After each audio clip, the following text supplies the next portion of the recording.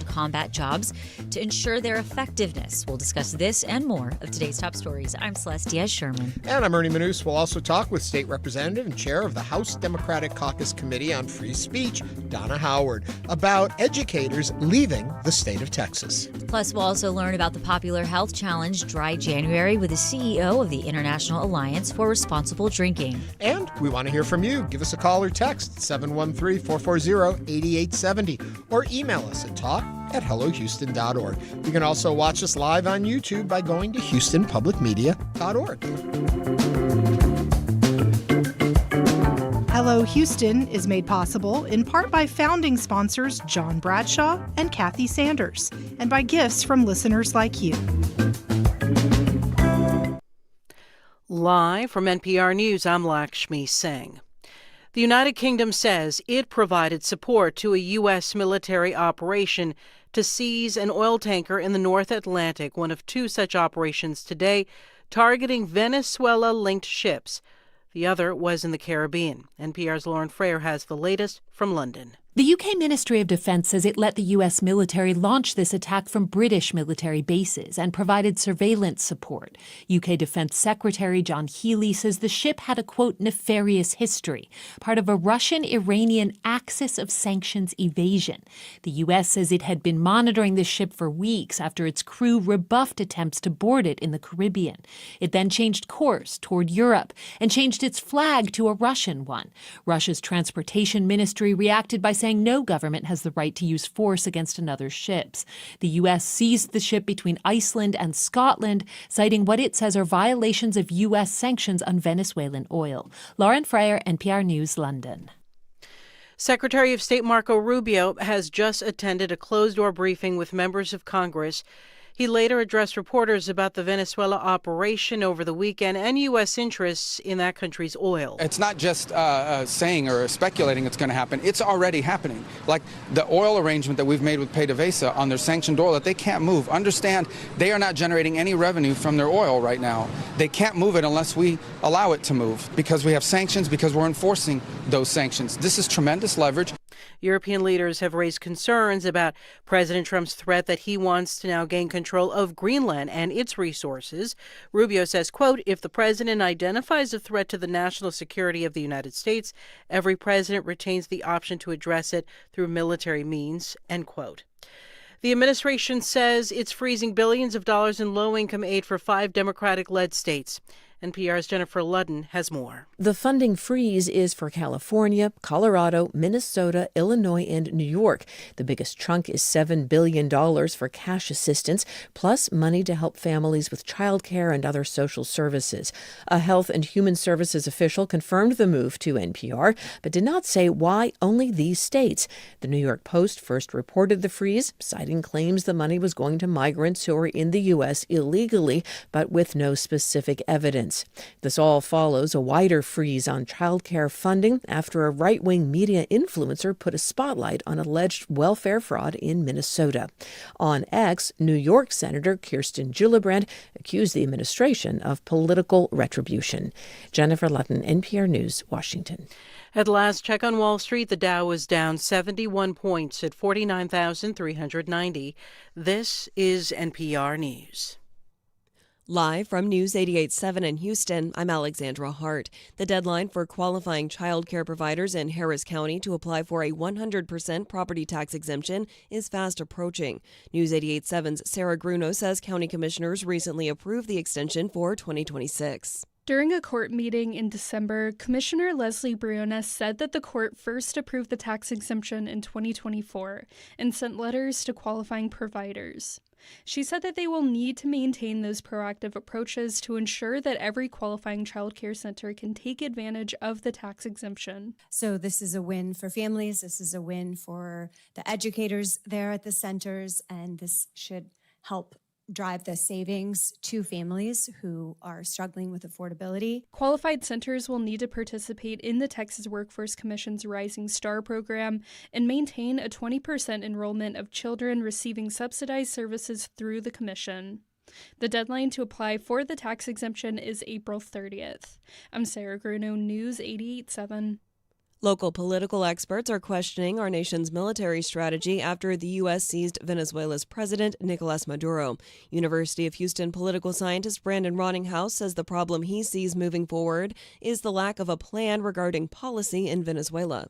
Will it be a military intervention? Will there be boots on the ground? How long will it last? What's the plan for the oil? Who will run the courts? A lot of questions. And that is what happens when you try to nation build, right? Obviously, we've been through this before not that long ago. President George W. Bush faced some of these issues in Iraq. President Trump has said the U.S. is running the country now, despite Venezuelan leaders claiming power. HPD traffic enforcement officers are out in force today and tomorrow. Houston Mayor John Whitmire says this time the focus is on city streets.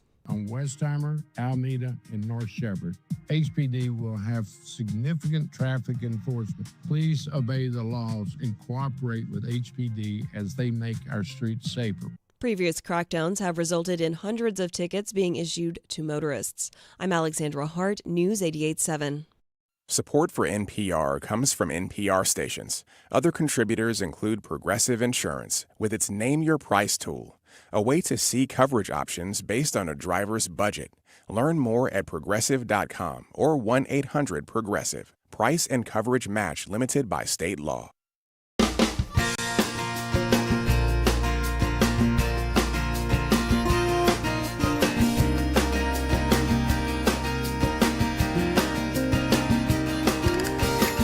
Live from the University of Houston, it's Hello Houston, an open forum on today's biggest stories affecting Houston and beyond. Call now, 713-440-8870, or let us know your thoughts on today's topics by emailing us at talk@hellohouston.org. Now here's your host for Hello Houston, Ernie Manous, Celeste Diaz-Sherman, and Frank Billingsley.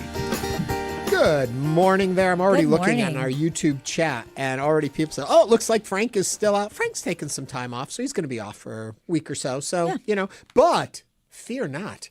You have Ernie and Celeste. Hello, Houston. Hello, Houston. And all of you, remember, today's show, I said this in the little cut-in we do before the show, about 10 minutes before the hour, we do a little talk with Tom on the board.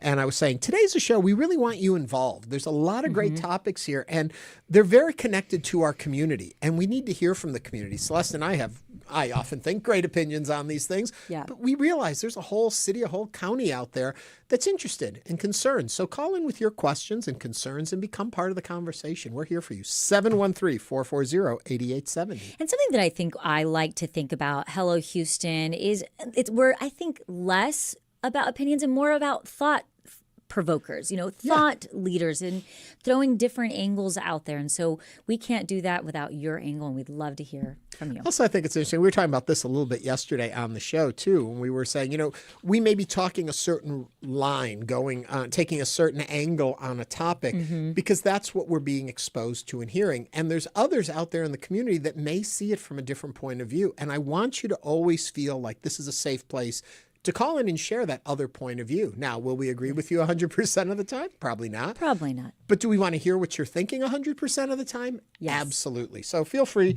join us. Again, 713-440-8870. You can also email us, talk@hellohouston.org. You can text us at our phone number, 713-440-8870, or the best place to go over to YouTube. There's a great, thriving group of our YouTubers there that watch our show and comment right there. Yes. Yes. That's what's on my mind today. What's on your mind today? There's a lot going on, Ernie. But first, why don't you tell us what's going on on Hello Houston? You want to know what's coming up on the show? Yes, I do. We do. got some great stuff coming up. Okay, there's this idea, this concept that educators are fleeing our state because of regulations and what's going on with policy. And so we're really going to dig into that and find out. It's fascinating to me because as I was reading about this, situation that multiple experts are basically concerned about, Joan Huffman was a Republican who wrote legislation around protecting free speech on campuses. And so it's just very interesting now that here we are, and that was back in 2019, 2025, there was a lot of legislation looking at when free speech can happen on campuses. So we're going to dive into it, and I think it's going to be excellent and really interesting. Another thing that's going on right now, which I can't fully get my head around because I don't drink Well, I'm not opposed to drinking. I just don't drink. But it's dry January. So, Celeste, I've been successful in dry January. I'm gonna own dry January. I'm gonna win it. But we're gonna talk about that and get some ideas and tips and talk about why it's healthy to cut back maybe on drinking. What's the truth behind all of that? Adrian Garcia, he's one of our commissioners at Harris County, and he's going to be here to talk about not just his precinct, Precinct 2, but also what the commission should be looking at. That's where we want to hear from you also. What do you think the commissioner should be focusing on? And they've got a big choice ahead of them. Who's going to be the new county judge? I hear Adrian is going to let us know who he thinks should be Very interesting. And then we're going to wrap it all up with Be My Guest, Be My Guest. Beauty and the Beast. It's 30 years old. Cannot believe that. Can you believe that? For the stage musical is 30 years old. The cartoon preceded that too. I grew up. That was my favorite. Belle was my favorite princess. I loved. She would walk around with her books and the little French community there. Town. So, yeah, it sounds about right. If I had a nice baguette with me or a loaf of French bread to eat while we talk about the director, he was the choreographer of the original Broadway production and now is directing an all-new production of Beauty and the Beast, which is here in Houston. And so Matt West will be with us. And he's got a really cool backstory because if you remember the old movie A Chorus Line, he played Bobby in the movie. And it's so funny because I look at him and I'm like, oh my God, you were Bobby in A Chorus Line. Anyway, that's all going on today's show. We want to hear from you. I don't know that we can fully explain the weather as well as Frank could if he were here today, but it's been foggy. Foggy. There you go. There's our weather report. Now you know why we need Frank on the show. But the headlines continue to roll. And Celeste, take it away. The Pentagon has launched a formal review of the effectiveness of women in ground combat positions. This comes nearly a decade after the Department of Defense ended a ban that had excluded women from frontline infantry, armor, and artillery units. The 6-month assessment, first reported by NPR on Tuesday, will require Army and Marine Corps leaders to submit data on readiness, training, performance, casualties, and command climate of ground combat units and personnel. This is according to a December memo sent by Undersecretary of Defense for Personnel Anthony Tata. The Pentagon officials cast the move as a way to gauge the operational effectiveness of ground combat units and examine how women have integrated into combat roles over the last 10 years. Pentagon Press Secretary Kingsley Wilson wrote in an email to NPR. The study is to ensure standards are met and the United States maintains the most lethal military. Our standards for combat arms positions will be elite uniform and sex neutral because the weight of a rucksack or a human being doesn't care if you're a man or a woman. Under Defense Secretary Pete Hegseth, the Department of Wars will not compromise standards to satisfy quotas or an ideological agenda. This is common sense. What are your thoughts on this review? Is it common sense or is it irrational and uninformed? Now is the time to give us a call, 713-440-8870. I usually love to jump on topics right after you've read them, but I'm really curious your thoughts right out of the gate. Okay, so I think that if you're looking at the facts just regarding physical performance and standards, studies find that the average physiological differences between men and women can affect certain combat tasks. I think that is obvious. Anybody can see it. Now, but that does not mean that women cannot perform the same tasks. Women can and do perform effectively in combat roles when they meet rigorous standards. So the physiological differences, again, doesn't mean that women can't do it. It just means, and that they can't meet the standards. It just means that there should be, I think, very gender neutral exams and very task specific exams. And if they meet that, we also know, besides the physiological performance aspect of it, when there are gender diverse units where you have men and women, there's an increase in problem solving, communication, and adaptability within those units. So when you're in combat, it's not just a physical situation. There is a lot of brain power going in there. There's a lot of quick decision making. And the studies show that when you have, again, diverse thought, those types of differences increase performance. So I think gender diversity is very important when it comes to combat.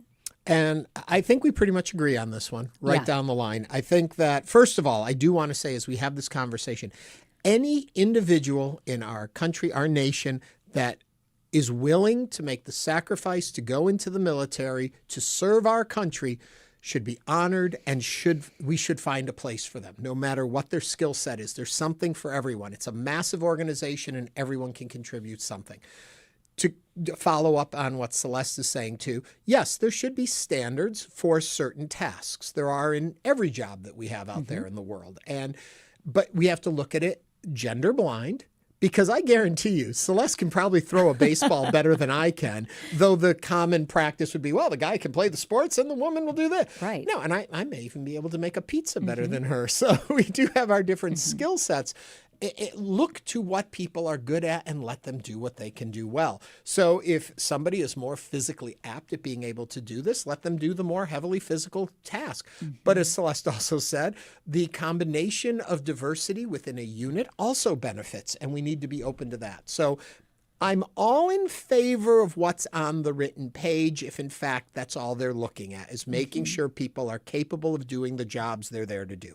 I am not in favor of it if it's a masked way to kind of push certain groups of people out of the line to do the work that they want to do, believe they can do, and are actually physically capable of doing. And I think that's the big question mark, right? And I think that's women have always, I shouldn't say always, I should not speak broad stroke like that.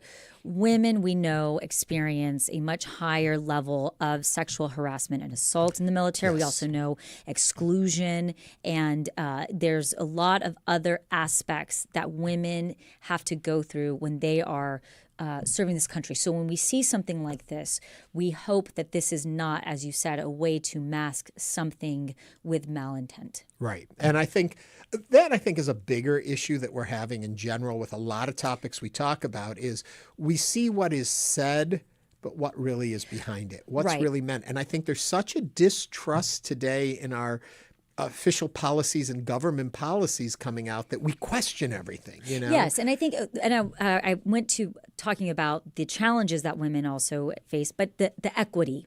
Right. The equity of being in the military, I think. So yeah. And again, 713-440-8870. We do have a call from Patrick from Southeast Houston. Patrick, welcome to Hello Houston. Thank you. You had Ken Burns on the show a couple months ago at the beginning of the American Revolution, the series that came out. And one of the things that I was reminded in this conversation was that the George Washington initially balked at having colored troops serve in the First Continental Army. And when it became a necessity in the part of the Revolution, American Revolution, to have those colored troops serve, they were allowed, and his opinion about it changed. So right now they're saying that, because of the standards that women may not meet, but, with the things that are happening, there may become a time very quickly where those standards would have to change and out of necessity. So I'm not in agreement with changing the standards or not allowing women or any other groups to serve. And that's what I just want my comment. Patrick, thank you for that. And, he makes a really good point. And I think we're all saying basically the same thing. Yes, it's okay to have standards for things, but let's roll them out equitable. If you can do the job, you can do the job. It shouldn't matter what your gender is. It shouldn't matter what your race is. When we need, and also I go back to, if somebody wants to sacrifice for our country, we are fortunate to have them. Absolutely. And again, 713-440-8870. Let's go to Michael from Westgate. Michael, welcome to Hello Houston. What is your comment or question? This is just a whitewash to throw women out of the military. Look, the historical antecedents and the current precedents, the Israeli Defense Force uses women in all capabilities, and it appears they do just fine. Yep. Also, and a little more farther away, the Soviet Union used no less than 800,000 women in their fight against the Nazis. And they were riding on tanks as they approached the German forces. So the idea that women aren't capable of fighting and indeed dying, as a matter of fact, and I wish I remembered the name of the book, but the Nobel Prizer Svetlana Yezovich wrote a whole book about the Soviet women in World War II. And this is just a something by Hegseth to try to kick women out of high-grade military ranks in the service, and I think it's shameful. Women are equally capable of as men, and like I say, both in Israel and in the Soviet Union, World War II, they proved that's just a fact. Michael, thank you very much for that. It's funny, when he was talking, it made me think of something else. We're talking about equity, and we're going toward the physical ability that everyone should be at the same level. And I started thinking when he was talking about the idea that, maybe you don't need to be 100% as physically capable as the other person. But when your brain power comes into play, you may have found a better solution to it than just brawn, but brain plays in. And so there's a lot of communication. We understand women are very, not always, but for the most part, are good communicators. Yeah. And, and I'm not trying to push into that role, those gender roles either, but we know that, and there's studies that show it. And again, even going outside of the military, within just groups of people within work, groups and departments, it's important to have diverse thought. Right. And it doesn't always need to be brawn for brawn. Brawn and brain together are a powerful combination, yes. And one can compensate for the other. And you can, the best baseball, I'm going back to, I don't know why I'm doing sports analogies today, but the best baseball player may not be the best physically capable, but may understand the game better and be a better thinker. And therefore that balances it out. Just saying. And again, you're welcome to join us on Hello Houston. We have received a text. Should Pete Hegseth have to pass the same standard? I have a feeling this study has been ordered in order to cherry pick information to justify the current motions to push women out of the service. Patrick also, brought up an interesting point. Other countries have full units of just female units. Yep. Yeah. It is funny he talks about Pete Hegseth in that text that came in. I will have to defend Pete Hegseth here. I have seen him do pull-ups at the airport on the pull-up bar. He did very well. I'll give him credit. The guy is physically strong. Credit is due. And again, 713-440-8870. Priscilla from Clear Lake is on the line. Priscilla, welcome to Hello Houston. Priscilla, you there for us? Yeah. There can you hear me? Yeah, now we can. Thank you. I just wanted to say I agree with one of the hosts who said basically if you want to serve your country, you should be allowed to. And I think it's unreasonable for them to want to change the standards when, like you guys already touched on the subject that, that you need different type of people to do different type of jobs. Mm-hmm. And it seems like a lack of foresight for him to even want to streamline our military like that. It just makes me have less faith in him that I already had. So that's my only comment, and thank you. Priscilla, thank you for calling in. And just to clarify, I do believe both your hosts were saying the same thing on that one about, we want to honor our military and those folks who want to come into the military. And there is a place for everyone in the U.S. military, regardless of what branch you want to join, regardless of the job you can do. It can be everything from desk clerks and media folks all the way up to combat units. And there's something for everyone. So please support your country and help make your country strong. That's right. And coming up on Hello Houston, we're going to talk with State Representative Donna Howard of Austin about educators leaving the state of Texas. This is News 88.7. Stay with us.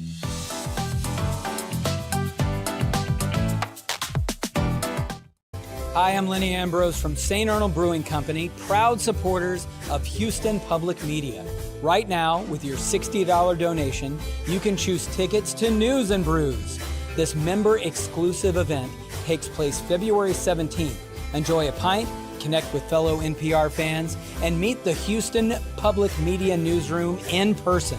Select News and Brews tickets when you donate at houstonpublicmedia.org/donate. 6:30. I'm Jeremy Hobson. Next time on The Middle, the U.S. just overthrew Venezuela's socialist president, Nicolas Maduro, and America's largest city now has a Democratic socialist as mayor. Just the word socialism means different things to different people. Democratic socialism is about having a government which reflects the interest of ordinary people. I reject socialism outright. So what does socialism mean to you? That's next time on The Middle. Tomorrow night at 8 p.m. Support for Houston Public Media comes from arbitrator, mediator, and attorney Sylvia Mayer. providing in-person and video conference arbitration and mediation services. More information available at smayorlaw.com. Support comes from the Museum of Fine Arts Houston, presenting Art and Life in Imperial Rome, Trajan and His Times, exploring the impact Emperor Trajan had on art and culture during his reign. Now on view, tickets at mfah.org. Tonight on Houston Public Media TV8, get yourself ready for the new season of All Creatures Great and Small, coming this month. Enjoy a double feature of Season 4 episodes beginning tonight at 7 on TV8 or stream on the PBS app. Support for Houston Public Media comes from Baylor College of Medicine. With 125 years of innovation behind it, Baylor has driven progress in health and medicine through research, education, and care that push the frontiers of modern science.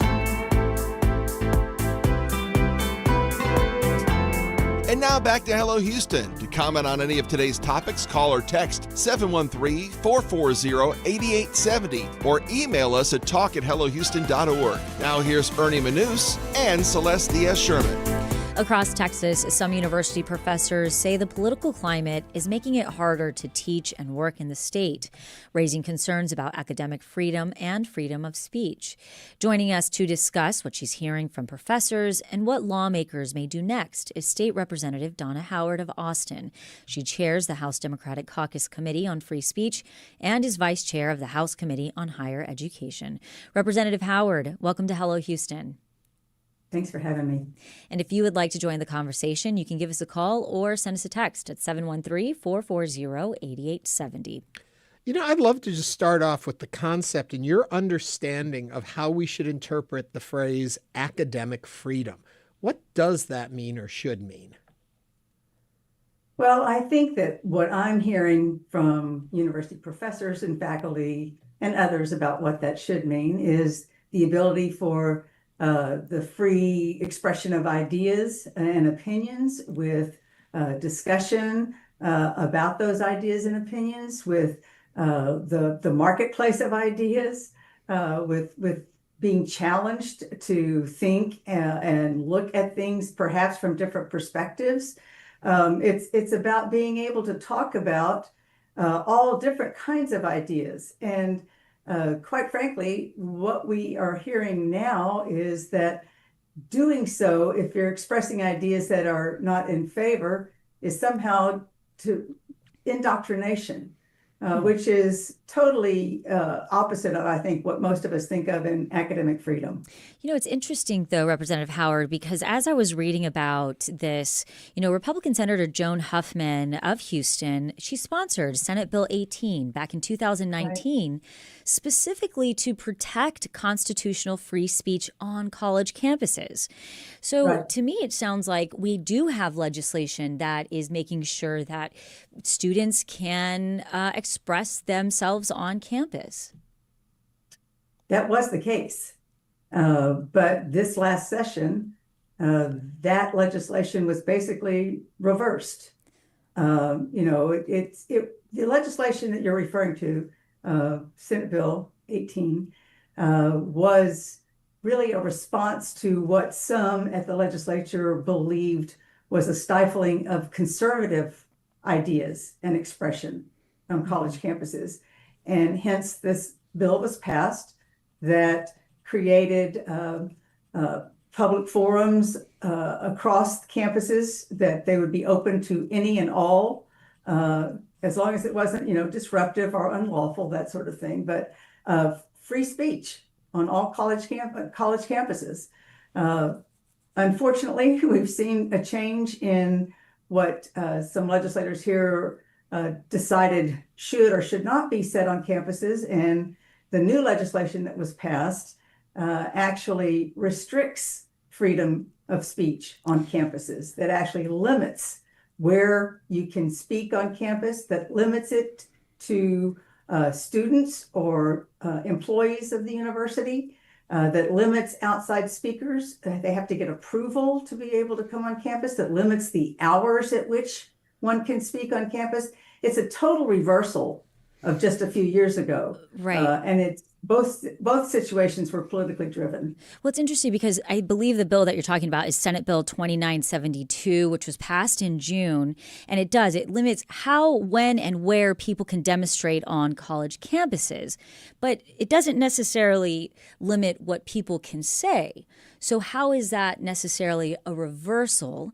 And I think it sounds pretty like common sense for if somebody wants to come onto a college campus, there should be some type of request. I mean, do you disagree with that? Not necessarily, no. And, there is some common sense to this. I mean, I don't think anybody would dispute what you just said. Yeah. What the legislation was in the previous legislation did still give the universities the authority to make certain decisions and to limit expression that interfered with campus activities. So this bill just goes further in that direction and specifically talks about like hours of the day. You can't have any free expression on campuses between 10 p.m. and 8 a.m., which is part of what the University of Texas system is being sued over by multiple student groups, is because freedom of expression should not end at 10 p.m. And there are many things that college campuses do that are after that time, even religious expressions that now will be prohibited based on this legislation, except at UT system where there is an injunction right now about the enforcement of that part of the law. Oftentimes I see us reacting to situations with either laws or legal influence. And I'm losing my train of thought there. But the idea being that we react to something that isn't really a problem, or it's a conceived problem that really doesn't exist. Was there a problem in the limiting of expression from maybe minority points of view that something like this was necessary? That something like the current legislation, is that you're referring to? I think that... I guess, was there a there? Was there a there? This really came out of the events on campuses this last year, the pro-Palestinian efforts on some campuses, and the perception that there was potential destruction going to go on, that there was camping on campuses, that the police and the DPS came in and had multiple arrests, that there were supposedly outside agitators coming in. So that was, those were real events that happened. And it was, in fact, a response to those particular events that created the law that we passed this session. But in both places, proposed, supposed, theoretically, these things happen. Yeah. Were they truly, from where you sit, and this is just your opinion and point of view on it, were they an issue, or were they simply a part of an exchange of maybe uncomfortable ideas that maybe not everyone agrees with, but that's what the academic universe is for? I totally agree with that. I mean, I am a child of the 60s and 70s. I started the University of Texas at Austin in 1969. So I was there for quite a few demonstrations, marches, events. I got rocks thrown at me. I got maced. We had the free exchange of ideas on campuses, and it was multiple ideas that were expressed. Some I agreed with, some I did not. And that's where we, have those opportunities to hear those things and to debate those things and to come up with our own opinions and ideas based on all the things that we hear. So, no, I do not think that what happened justified the legislation that occurred. I think that whatever we saw in terms of disruption, there certainly was an amount of, encouragement of that, by virtue of the fact that we had a strong law enforcement presence, and that there was a lot of confusion that occurred. And I think, like you pointed out, I don't believe anything happened that justified this. other than what has typically happened on college campuses for decades. Right. And, Representative Howard, you are sounding the alarm and saying that professors aren't necessarily wanting to come to Texas to, to work here. You hosted a public hearing last month on free speech at college campuses. What was the response and reaction? Yeah, well, we had what we called the People's Hearing through the House Democratic Caucus. So it's not an official committee, if you will, of the legislative body, which also had a hearing a couple of weeks before we did. One of the reasons we had this hearing is because the official committees, oftentimes, as in this case, have invited testimony that leaves out all the voices of people who were not invited to be a part of the hearing. So in the case of the official committee that met, they invited administrators and a few students who were student body presidents, that sort of thing, who were self-identified a conservative bent. But no other faculty students were allowed to speak. There was no open hearing. So the hearing that we had invited anyone who wanted to come and testify. And we heard from multiple faculty members from a variety of higher education institutions in our state who have had direct experience with learning of junior faculty who are considering leaving Texas. They're hearing from other faculty across the nation who are crossing Texas off of their list of where they might want to go. And they're saying they're not asking what are their salaries here. They're saying what's going on with censorship and is it safe to be there? So we do believe that there is actually a chilling effect here on those that are willing to come to our state. And we pride ourselves on having wonderful institutions of higher learning that are critical with healthcare in particular, with cybersecurity, with all kinds of things. Research, we've been bringing in Nobel laureates with our secret program. Those things are all threatened if we have faculty who are concerned about whether or not they will have free expression of ideas when they come here. And as we actually saw, whether they could lose their jobs if politicians don't agree with their opinions. I want to grab a call, but just to finish up the thought you're saying there and connect the dots through for people listening right now, when they hear you talking about the harm that can come from this of people not coming and not wanting to teach here or leaving because of, explain that next step of how it harms us as not just a state, but as a civilization, I guess. Well, I keep going back to the state, I know, but I'll try to be broader about it as well. The fact is that we know we have one of the greatest economies in the world. We are the 8th largest economy in the world, and we have huge impacts on all kinds of industries with the tech community, with the medical community, with all kinds of things. And part of what drives that is that we have institutions that produce the best and the brightest, the innovators, the entrepreneurs, those that make the breakthroughs in all kinds of scientific discovery and innovations. If we don't have the faculty here, if we don't have the institutions that draw those faculty that are the leaders in their fields, then we also won't have the students wanting to come here that are the next generation of leaders and innovators if they don't believe that we have schools that are going to give them what they need to prepare them for the future. So it really has a huge impact. Yeah. We are speaking with State Representative Donna Howard of Austin. She's the chair of the House Democratic Caucus Committee on Free Speech and is vice chair of the House Committee on Higher Education. We invite you to join the conversation at 713-440-8870. Rob is on the line from the Galleria. Rob, what's on your mind? Yes. First of all, thank you for your service to the public, Representative. And I want to be respectful, and I hope you allow me to finish my question. I have yet to hear any specific instances or examples of what speech was limited. I've heard complaints about the boundaries and the limitations on when, where, and how, but not on exact speech that was limited. As you know, every campus has rules Every campus has limitations on what can and cannot be done, what buildings can be accessed at what times, when they can go to, what students and visitors can go to buildings, can see professors, etc. There are limitations on everything.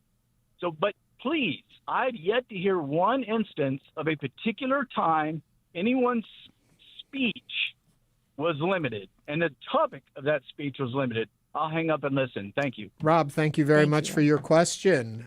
Please, Representative. Yeah, there's a couple of ways that I would approach that. One is that it's not just the legislation that's specifically talking about free speech on campus, but also about what you can and cannot talk about on campus. So we also had legislation that prevents discussion, incorporation of anything that has to do with diversity, equity, and inclusion. And we actually saw that a student taped a professor at Texas A&M talking about gender diversity in children's literature, and that faculty member was actually fired, resulted in the resignation of the president of Texas A&M University. We saw a student at Texas State who Governor Abbott went on social media and said this kid needs to be expelled because he mocked the death of Charlie Kirk. Distasteful as that may be, that is still protected speech for somebody to do that. That student is no longer there. We had a tenured professor at Texas State who was speaking off campus at a socialist event because of the remarks that he made there that were taken out of context, quite frankly. He was fired. So we have specific instances of students being expelled, of faculty being fired because of things that they have said. I also know in terms of, so for instance, voter registration on the UT campus, which has been going on for, decades again, that the outside groups that have been coming in to help with the voter registration, that the University of Texas has told the student groups, now you can no longer have those outside groups come in. That may not be speech in the sense of saying something, but that's talking about the freedom of speech to talk to people about registering to vote, which is basic to our democracy. I do think we have examples. To go back to caller Rob's question too, I think also part of the problem is that this move takes away the ability for an institution to decide what is right and what is wrong for their campus and their community. And I think that when you have sweeping laws, as Rob was saying, well, shouldn't institutions have a right to decide?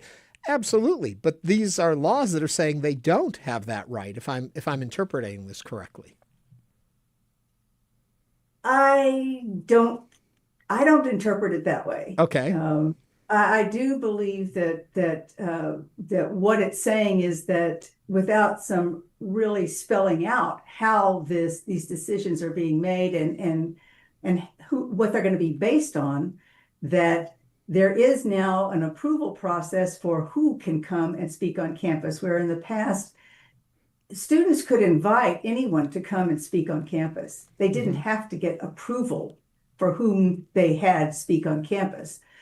So there is in this law now a process that's required where, and this is part of, I would say, part of the chilling effect too on faculty coming here. Another piece of legislation that passed had to do with restricting faculty and Senate councils and those advisory groups from being in place, and now having more of the decisions being made by the actual Board of Regents over these institutions. Very, very big departure from how decisions have been made in the past. So I do think there's a lot here, and this is part of the problem. There's a lot of confusion. There's a lot of gray areas. There's a lot of challenges that are going to be occurring here. We already have some lawsuits. So I don't know what the bottom line is how this is going to ultimately look, but it has already had an impact on what students can do on campus, when they can do it, whom they can have on campus, And that has actually already happened. You know, Representative Howard, one of the vice chairs appointed to study the issue of free speech on college campuses is Houston Republican Senator Paul Betancourt. Have you been in contact with him? I haven't talked to him directly about this. I did view the hearing that they had. I have spoken with other members of the committee, in particular, my chair of higher education, Chairman Wilson. I've spoken with him some about this, and certainly talked with the Democratic members of that committee, which we have Richard Raymond and Symphonia Thompson are a part of that as well. But I haven't spoken with Senator Betancourt. State Representative Donna Howard of Austin, thank you for joining us today on Hello Houston. Sure. Thanks for having me. Thank you. Coming up, cutting alcohol during dry January. Anybody trying that? I know Ernie isn't. I don't have to. Stay with us as Hello Houston continues. We'll be back after this break.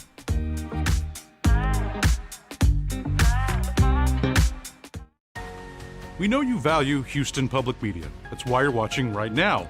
So take the next step and become a new member of the station you rely on. Every gift makes a difference. And what matters most right now is supporting the station that brings you the news and information you rely on. It only takes a minute to make a big difference. So join as a new member today at houstonpublicmedia.org/donate or call 800-364-8300. On Fresh Air, you'll hear conversations with entertaining people like Nancy Cartwright, the voice of Bart Simpson. I gave him one take, one sound, one voice, and that was it. Blah, blah, blah, blah, blah, blah, blah, blah, blah. And Matt, his eyebrows went up, his tongue came out of his mouth. He's like, oh my God, that's him, that's Bart, that's him. You got the part. The most interesting people in show business tell their stories on Fresh Air. Fresh Air, weekdays at 8 p.m. on News 88.7. Support for Houston Public Media comes from listeners like you and from Holocaust Museum Houston, featuring 6 interactive exhibitions in both English and Spanish. Details at hmh.org. Support comes from Rothko Chapel, presenting the 31st MLK birthday observance. We Got Us, Health and Care Beyond Capitalism, on January 15th at 6:30 p.m. More information at rothkochapel.org. Support comes from the law firm McFarland PLLC, eminent domain attorneys focused exclusively on representing landowners against the government's taking of private property for public use across the state of Texas. More at mcfarlandpllc.com.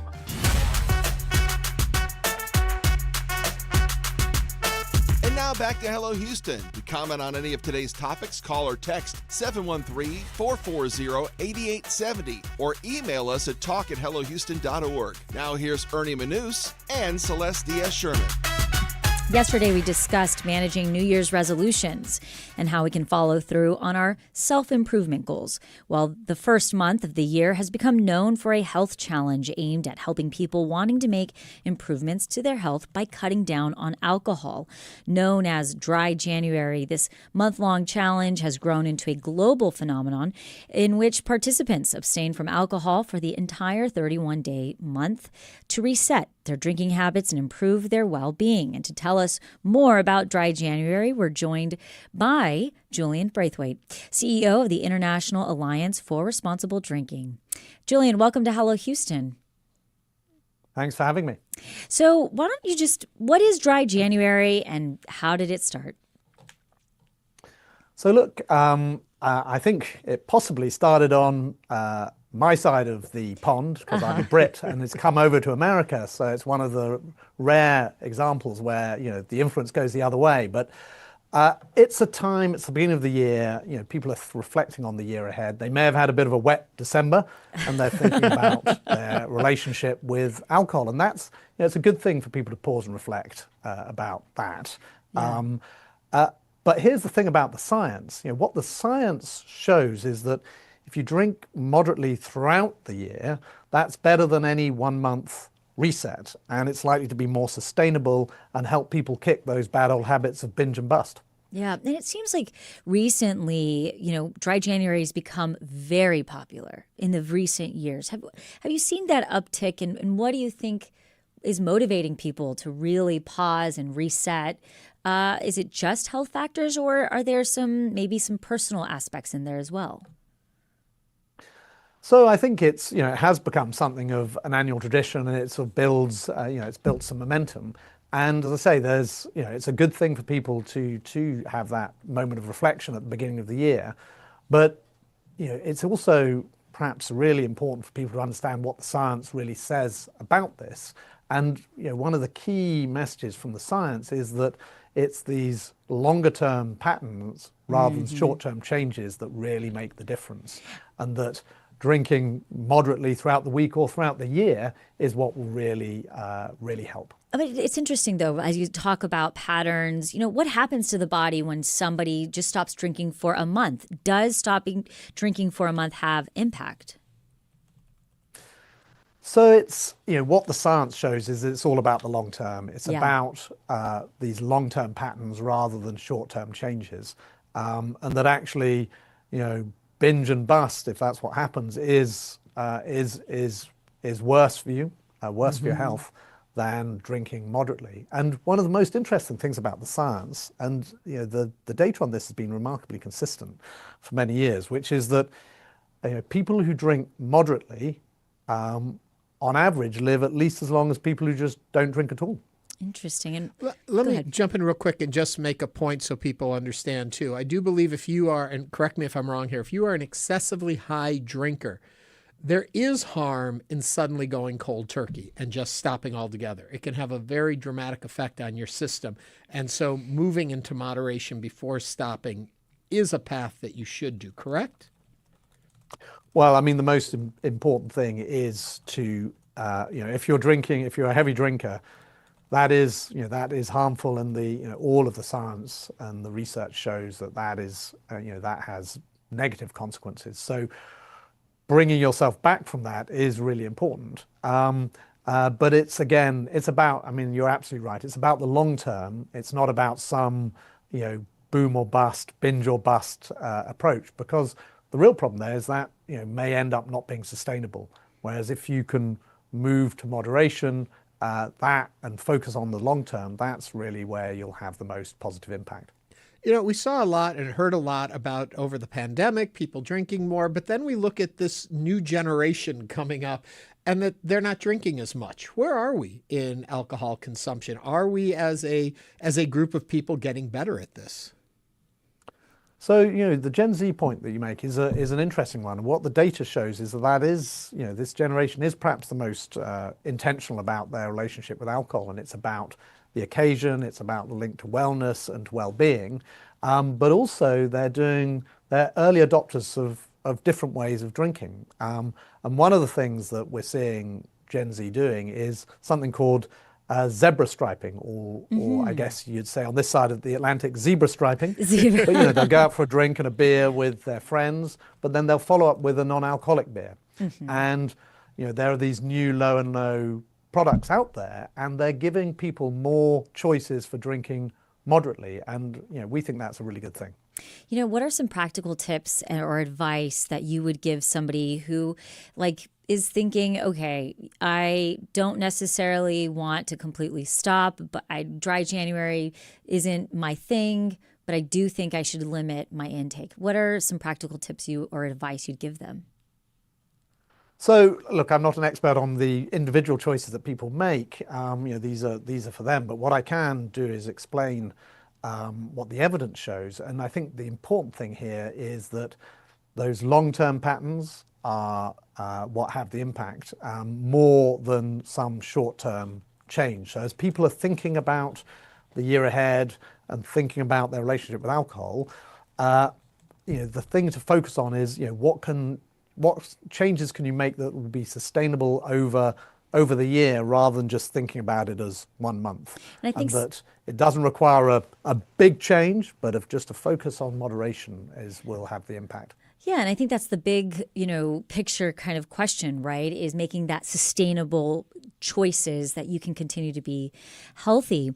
What are some of the other things as an expert within your expertise? What other advice would you give people?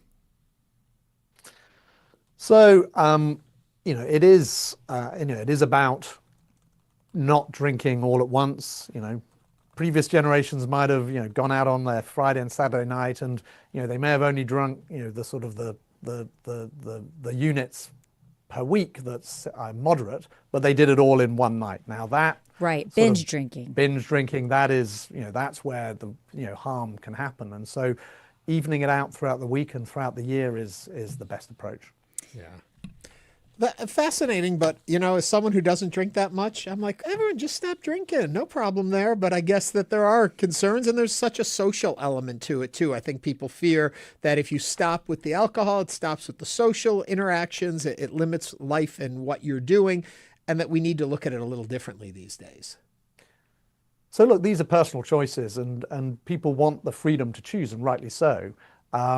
And for some people, the best decision is not to drink at all. It depends on individual circumstances, medical history, and so on. But yeah, I think the important thing is for people to understand that the science is on the side of moderation, and as they think about the year ahead, that's the thing to bear in mind. Julian Braithwaite is the CEO of the International Alliance for Responsible Drinking. Julian, thank you so much for joining us today on Hello Houston. Thanks so much for having me. Thank you. Thank you. Yeah, it's interesting when he was talking about it, and I think to myself, I've said this before on the show, I don't not drink because of any medical, health, concern, addiction problem. I just never liked the taste of it. Sure. I mean, I'm that basic about it. Yeah. So, if it's a really fruity drink that's got sweet to it, I'll tend to drink a little bit more of it. But I would say for me, what really changed in my habits was when I became a mom. And my children would wake up early. And as you get older, even if I have a glass of wine, I feel sleepy. I'm a little bit sluggish the next day. And so that's really caused me to really slow down. Over on YouTube, one of our YouTubers writes, I think dry January is almost like a feast or reset. When you stop drinking on a regular basis, you realize how you can function better as a human. You sleep better and you make better food choices. That's an interesting point. Yes, and she also wrote, if your goal is better health, not a 31-day performance of virtue, the smarter play is to redesign how you drink for the next 12 months. Sorry, Ernie, it's fast, not feast. Did I say feast? Oh, yeah, that's me. But also I want to tell you, the YouTuber you were just reading from was Wine Goddess Texas. So, she's got a horse in the race. How you drink for the next 12 months rather than to white knuckle one of them. So thank you, Mr. Braithwaite, for a more balanced conversation on this topic. And I think that's the key word is balance. And I understand that there are some people that can't have that balance. It really is a situation that's difficult for them. And so we absolutely respect that. But for those who are questioning their relationship with alcohol, this is a great first step. And also keep in mind, too, if you do think that you have a problem with alcohol or substances, Alcoholics Anonymous is a wonderful organization to get a hold of. Reach out, look for help. There are lots of help lines out there. I think mostly we're talking more in this idea of a dry January is for the social drinker who may not have necessarily a bigger problem, but we do understand and appreciate the fact that there are people in our community who do need added help, and we support you in getting that help. And if you can't find that help you need, give us a call and we'll point you in the right direction. That's right. And coming up, we're going to continue looking into and discussing today's top stories. We're also going to speak with Harris County Precinct 2 Commissioner Adrian Garcia. Stay with us for the second hour of Hello Houston.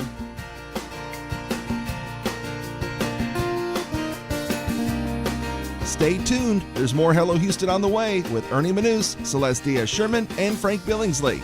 For the latest in local news, subscribe to the Hello Houston daily newsletter at HoustonPublicMedia.org. Hello Houston is a production of Houston Public Media. The opinions expressed by the guests of this program are solely their own and do not represent the views of management, staff, or underwriters of Houston Public Media. This is News 88.7.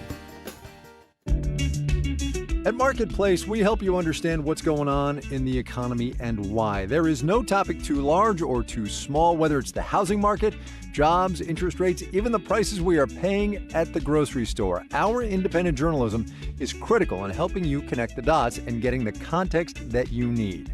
So, join me, Kai Risdal, every weekday on Marketplace. Marketplace, weekdays at 6:30 p.m. on News 88.7. Support comes from the German Saturday School of Houston, offering German language classes for children and adults, beginning Saturday, January 10th at Bel Air United Methodist Church. Teachers may apply. More at 713-569-0801. Support comes from the Houston Automotive Show at NRG Center, featuring boats for all lifestyles, marine gear, and fishing demonstrations within the combined auto and boat event. More information on schedules, exhibitors, and venue details at automotiveshow.com. Your NPR station, KUHF, Houston, News 88.7. Just ahead on this hour of Hello Houston, Baylor College of Medicine's Dr. Peter Hotez joins us to discuss the Center for Disease Control's greatly reducing the number of vaccines routinely recommended for children. I'm Ernie Manous. And I'm Celestia Sherman. We'll also be joined by Harris County Precinct 2 Commissioner Adrian Garcia, who will share his vision and priorities for 2026. And we'll also learn about the 30th anniversary production of Beauty and the Beast. On stage now at the Hobby Center with the musical's director and choreographer, Matt West. Also, we want to hear from you. Give us a call or send us a text at 713-440-8870 or email us at talk@hellohouston.org. You can also watch us live on YouTube by going to houstonpublicmedia.org. Hello Houston is made possible in part by founding sponsors John Bradshaw and Kathy Sanders, and by gifts from listeners like you. Live from NPR News, I'm Lakshmi Singh. U.S. officials say they have seized 2 oil tankers linked to Venezuela. One interdiction with the UK's assistance was the Bella 1. It was sailing under a Russian flag and had reached the North Atlantic Ocean between Iceland and Britain. NPR's Quill Lawrence reports U.S. forces had chased that tanker for 2 weeks. Before the raid that removed the Venezuelan president, a U.S. military pressure campaign included boarding ships that were skirting the American blockade of that country's oil. But one tanker, then called the Bella 1, refused to halt and led the U.S. Coast Guard on a chase thousands of miles across the Atlantic. On the way, it renamed itself and, more importantly, reflagged as a Russian ship. It may have been headed to a Russian port in the Arctic when U.S. forces boarded it. The Department of Homeland Security also announced it seized another tanker in the Caribbean, which is being taken to an American port. President Trump says the U.S. is going to take billions of dollars worth of oil from Venezuela. Quill Lawrence, NPR News. The U.S. action was conducted days after it arrested the president and first lady of Venezuela to face trial in the U.S. for drug trafficking. Secretary of State Marco Rubio and Secretary of Defense Pete Hegseth say they have briefed senators on a process of stabilization, recovery, and transition. Rubio said step 1 will involve quarantine for Venezuela, a process that'll include selling sanctioned oil and distributing the profits.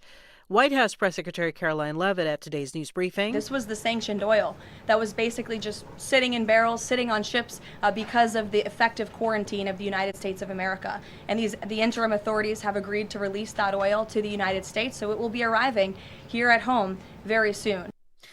Caroline Leavitt did not back down, meanwhile, from President Trump's interests in Greenland, reiterating that, quote, all options remain on the table, including diplomacy as well as military intervention. In other news, a woman reportedly has been shot during federal immigration enforcement, condition unknown. Posted online, the Department of Homeland Security alleges rioters blocked ICE officers and one person weaponized her vehicle.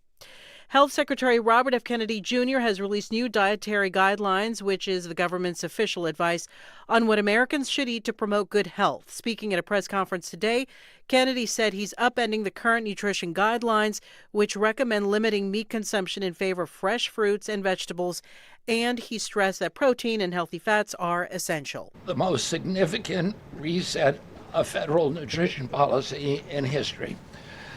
These guidelines replace corporate-driven assumptions with common-sense goals and gold standard scientific integrity. These new guidelines will revolutionize our nation's food culture and make America healthy again. At last check on Wall Street, the Dow is down nearly 200 points at 49,269. This is NPR News.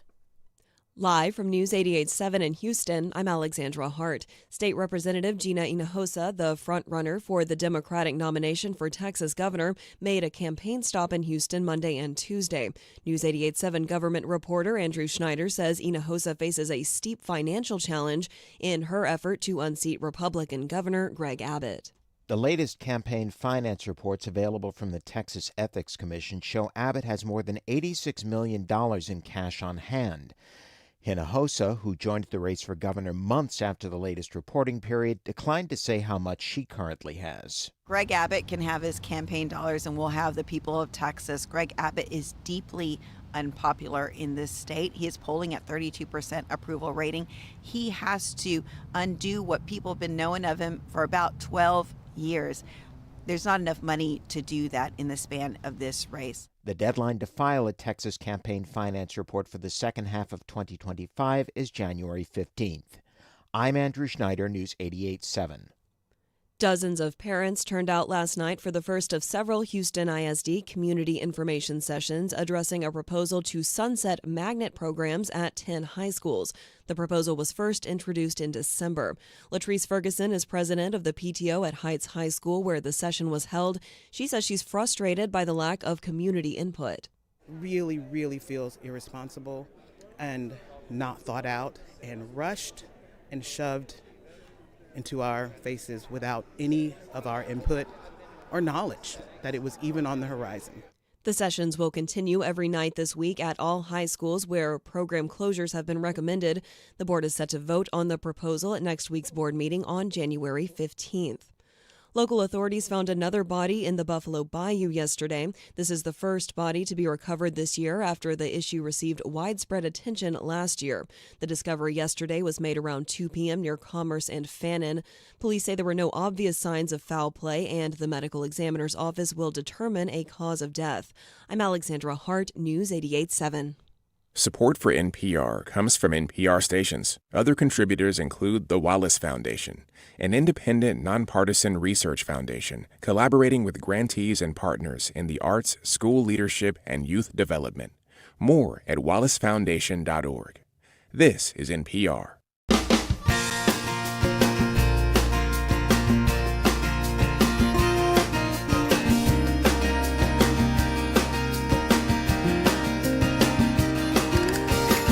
From Houston Public Media and News 88.7, it's Hello Houston, an open forum on today's biggest stories affecting Houston and beyond. Call now, 713-440-8870, or let us know your thoughts on today's topics by emailing us at talk@hellohouston.org. And now, Hello Houston with Ernie Manous, Celeste Diaz-Sherman, and Frank Billingsley. Welcome back to the second hour of Hello Houston. Yes, we are back.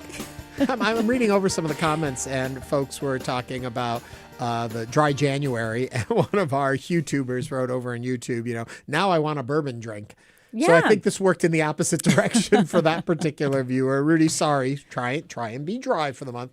Also, we got a text that came in that said, stopping drinking is great, but for some who are alcohol dependent, it can be dangerous. It can cause the DTs. That's a registered nurse who is also a fan of our program. Sorry, what are the DTs? Detox. Okay. Yeah, that stuff that comes with. If you grew up in the 70s, there was always somebody on some procedural, like the streets of San Francisco, that was locked in a ward with the DTs. We don't see that much anymore. Yes. But we want to thank you for joining us today. We had a full-packed first hour of the show. And what do we have coming up on this next hour? We are going to talk with Adrian Garcia, who is the Harris County Precinct 2 Commissioner. It's the beginning of a new year and a new set of priorities for our folks at Harris County. So we're going to find out what they're up to, what they're planning for. And we also invite you to call in and share what you think should be the focus of the Harris County Commissioner's Court.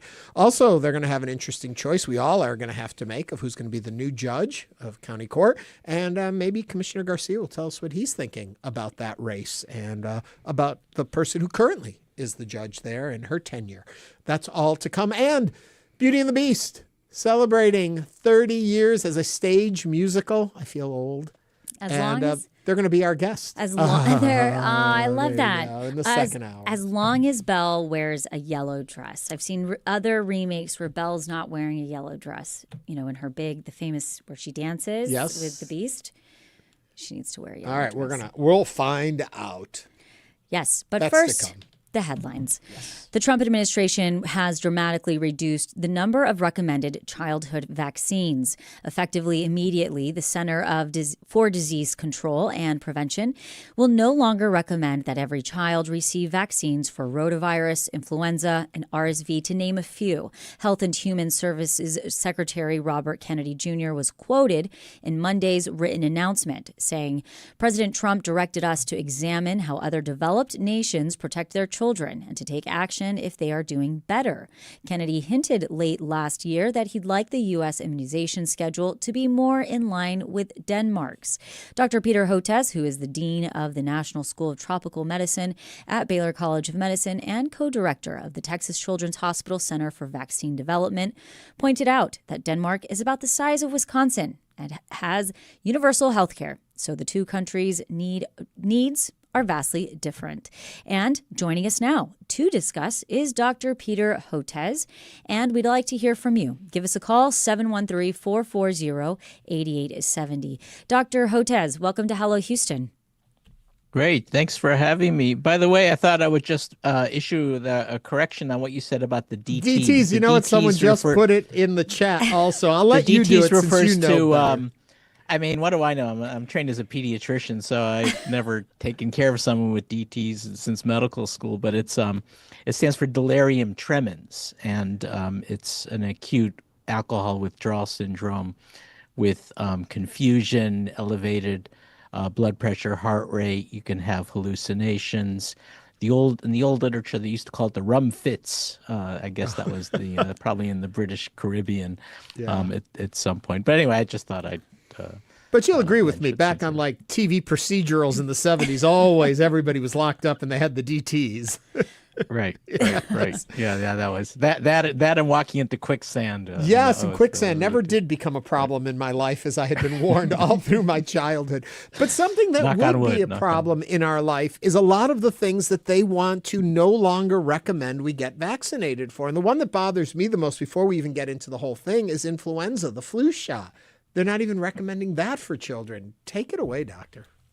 Yeah, so, well, first of all, I think it's important to contextualize it because this has been part of a pretty steady drumbeat of the current iteration of Health and Human Services over the last year to discredit various vaccines. So Mr. Kennedy started out going after the MMR vaccine, the measles, mumps, rubella vaccine. You know, he said it was a leaky vaccine, which it's not, or it declines in annual immunity 4% per year. It's actually closer to 0.04% per year, so 100-fold off. He said it was contaminated with aborted fetal remnants, which is nonsense, and then started going off on alternatives like infusions of budesonide and vitamin A and clarithromycin, which absolutely has no role in either preventing or treating measles, and it continued, and now the result is we're seeing this steep resurgence in measles, and we're likely in the U.S. going to lose our elimination status. And by the way, pertussis whooping cough has returned. Then he went after all the biopreparedness and biodefense for the two contracts for mRNA vaccines in case we see a new pandemic threat emerging. So it's in that. The point is, it's important to remember it's a pretty steady process by which he's seeking step by step to make vaccines less available. So the current public statements and the fact sheet, which be considered more of a fact-free sheet, was that the Department of Health and Human Services issued.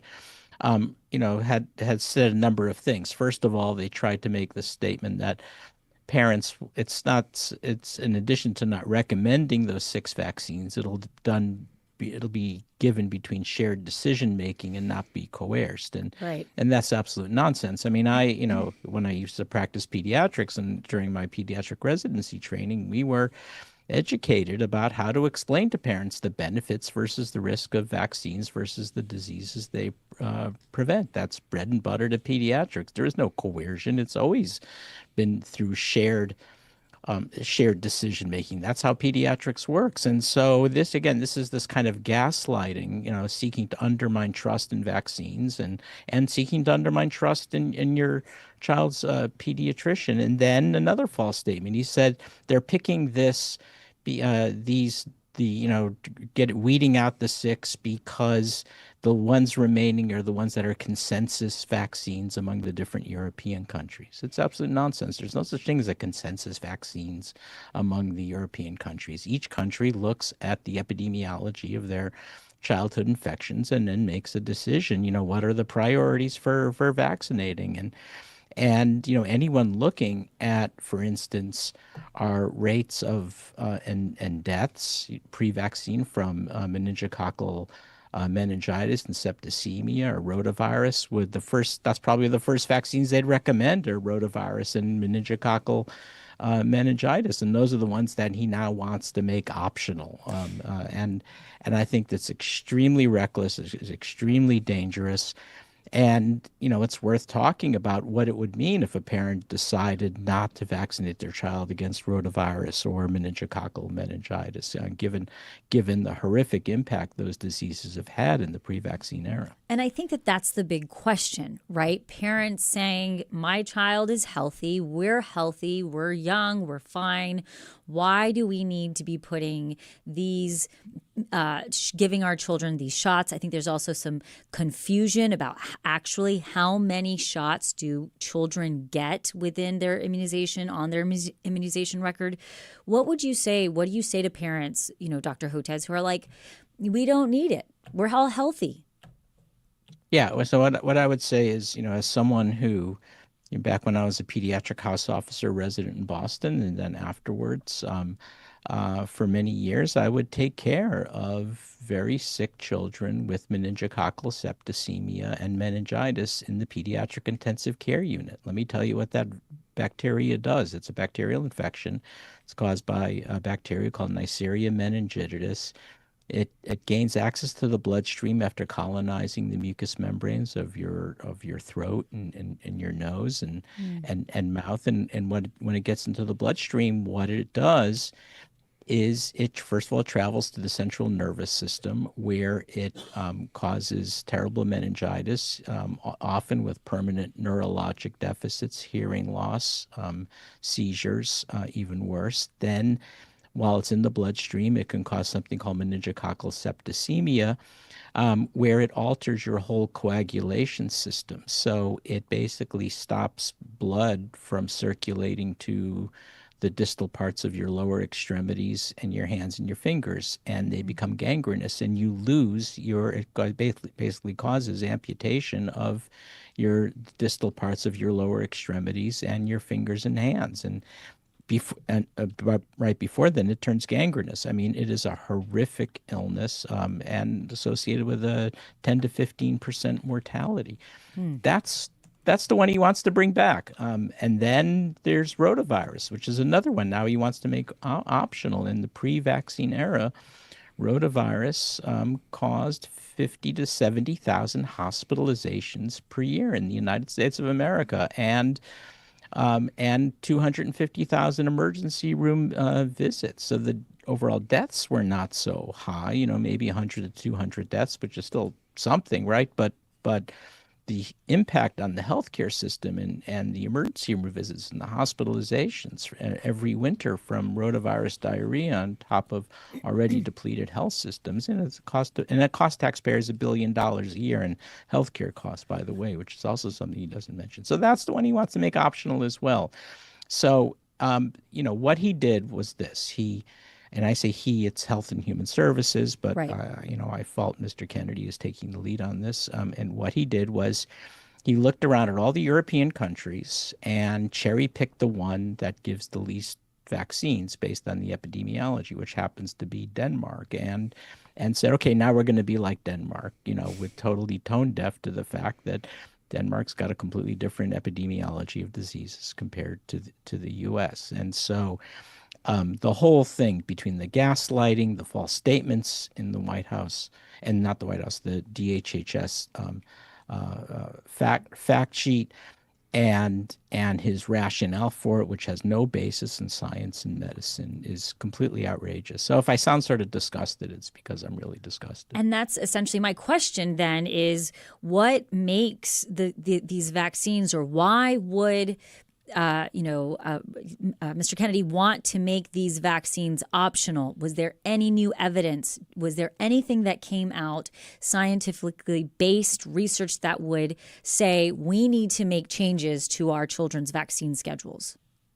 No, in fact, it's the opposite, right? I mean, remember, these vaccine schedules have been worked on by teams of experts at the Centers for Disease Control, at the National Institutes of Health, bringing in outside experts from all over the United States and at children's hospitals and academic health centers and medical schools, the world's best people to bring together to make these recommendations on the vaccines that we used. I mean, we can even, let's just go. I don't know how much time we have, but let me just, if you can have two minutes, let me kind of take you through it, because one of the things that they also do is they they misrepresent the number of vaccines kids get, and make it sound like they're pin cushions, which is also absolute nonsense. So back when I was a pediatric house officer, pediatric resident in Boston in the 1980s, and we used to vaccinate against 8 diseases, and those 8 were diphtheria, pertussis, tetanus, polio, measles, mumps, rubella, and I believe we were giving flu vaccines then, but I'd have to double check that. Okay, so that's 7 or 8 back in the 1980s.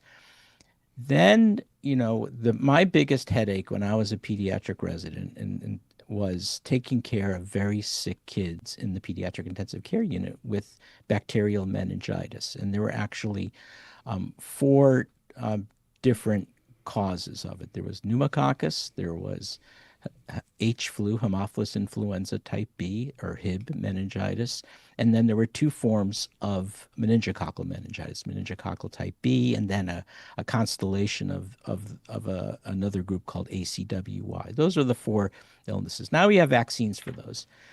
Are those the ones Bob? Now those are among the ones Bobby wants to bring back. Now, so that got us from 8 to 12. And we solved the bacterial meningitis problem, which was just horrible, especially, among adolescents going to school and college settings. You used to get these terrible epidemics of meningococcal meningitis. That stopped. Now he wants to bring it back. Okay, so that brings us from 8 to 12. Then two cancer vaccines were developed for cervical cancer and laryngeal cancers. That was the HPV vaccine for papillomavirus, and then for liver cancer, which is hepatitis B. So that brings us from 8 to 12 to 14. And then we added varicella because of later onset concern, both because of the acute morbidity of chickenpox, but also downstream of reactivation and zoster. So that was added, and then rotavirus, and that got us to 16. And I believe maybe hepatitis A so that's 7. So that brings us from 7 or 8 to 16 or 17. And that's what he's going after, trying to tear down all the new vaccines, in addition to discrediting the OG vaccines like MMR, or even going after the DPT vaccines. And it's just so self-defeating for our nation's children and for the country. Celeste made a point a little earlier today about how using the example that, well, we're healthy and our kids are healthy, so why do we need these?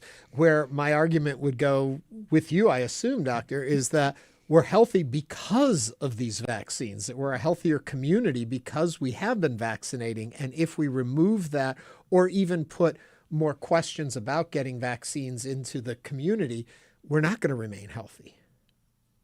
Yeah, I mean, look at our Texas history, right? Maybe you've heard of something called the Runaway Scrape, which was when General Sam Houston was in Gonzales. They were headed for the coast to confront Santa Anna, ultimately the Battle of San Jacinto. But at that time, the Santa Anna was embarking on this campaign of destruction in American towns and rape and pillage of towns. And so all of the citizens fled Gonzales and San Felipe, and they had to head off in the middle of the night to head towards the Texas coast. What happened? The kids died in droves from whooping cough, pertussis, from measles, from all the diseases that we now have vaccines for. And those were healthy kids also, but when you're not vaccinating, this is what happens. All these diseases come roaring back, and that's what the situation we're in now. Measles is already back, whooping cough is coming back, and so there's nothing to stop this other than to continue to be vigilant in vaccinating our nation's kids. Dr. Hotez, there's always been, every generation has a certain amount of resistance or a little bit of anti-vaxxers, like some people call. Why do you think it's become so now controversial in that even when we have you on Hello Houston, we often get a lot of commentary about just the controversy of it? This is basic science. Yeah, that's right. And so it's coming from two sources. One of them, and so a lot of the motivation is it's politically motivated and it's financially motivated. You might say, well, what's the financial motivation for going up against vaccines? Well, the answer is there's a whole element of the health, wellness, and influencer industry that really seeks to discredit mainstream biomedical scientists and vaccines. I mean, have you ever wondered why are they always antiparasitic drugs, ivermectin, hydroxychloroquine, fenbendazole? The answer is because they're cheap as dirt. You can buy them in bulk, and then you can repackage them and jack up the price and charge a $1,600 telehealth visit. It's like having a license to print money. But for them to push that snake oil, it means going after discrediting mainstream interventions like vaccines and the scientists like myself who talk about vaccines. So there's that big, and Kennedy now has also altered how he talks, from the decade ago when I talked to him. Now it's kind of interesting. He'll say, well, yes, you can get the measles, mumps, rubella vaccine, or you can get this infusion of budesonide, vitamin A, and clarithromycin, and you're scratching your head saying, where the heck does that come from? And then you realize this is the wellness and influencer industry. So that's one. And then, unfortunately, the anti-vaccine movement got adopted by elements of political extremism under this libertarian banner of health freedom, medical freedom. You can't tell us what to do with our kids. What you try to say is, look, I really don't care about your politics. That's your right as an American citizen. But don't adopt this stuff because it's so dangerous for you and your family and your kids. Well, thank you for continuing to spread the word about vaccines and the need for vaccines and the safety of the vaccines. Thank you very much, Doctor. Yes. Thank you. Thank you so much. Thank you, Dr. Hotez. Coming up on Hello Houston, Harris County Precinct 2, Commissioner Adrian Garcia will join us to share his vision and priorities for 2026. This is News 88.7. Stay with us.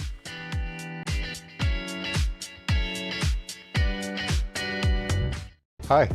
I'm Michael Schaefer. My partner Ellen and I have been proud supporters of public radio and TV for decades. We really would be lost without our daily fix of unbiased national and local news, cultural programming, and great entertainment. But with recent federal defunding, stations like Houston Public Media face real challenges. Now's the time to step up. Give now at houstonpublicmedia.org. Thank you. Houston Matters highlights the people, places, issues, and ideas that define Greater Houston, and we do it live on the air weekday mornings at 9 on News 88.7. But we know you're not always available then to listen, so subscribe to our podcast wherever you get yours, or find each day's program to stream online at your leisure at houstonpublicmedia.org. And reach out with questions or comments anytime. Email us at talk@houstonmatters.org.